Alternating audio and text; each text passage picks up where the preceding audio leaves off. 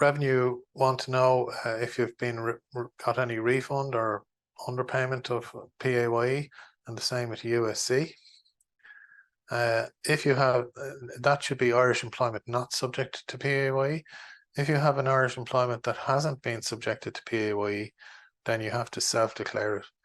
This might be, for example, where you have some foreign employer who, even though they're obliged to operate PAYE on your Irish employment, haven't done so. You have to declare it and include the gross amount in order to be taxed on it.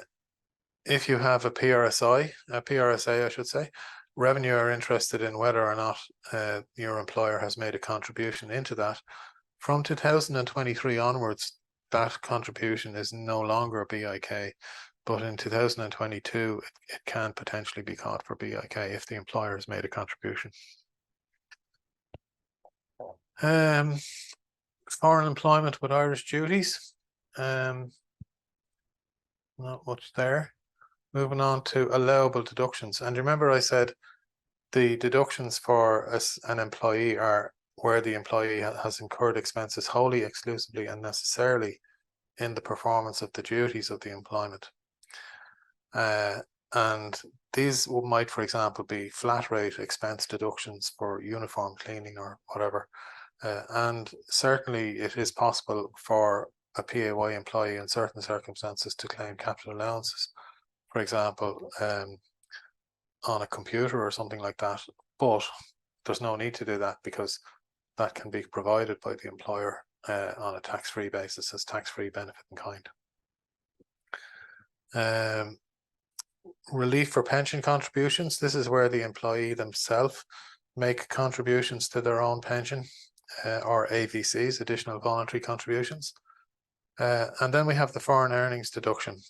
Foreign earnings deduction arises where an employee works outside the country, works outside Ireland, up to 90 days a year, and then effectively they can get up to a quarter of their income removed and not taxed, 90 over 365.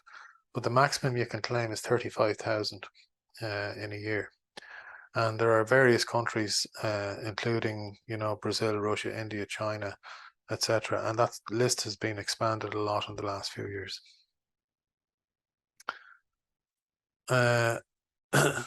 You then have taxable social welfare income, carers allowance and job seekers benefit.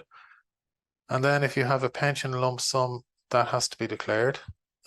So Revenue can see if you have the additional money coming into you there.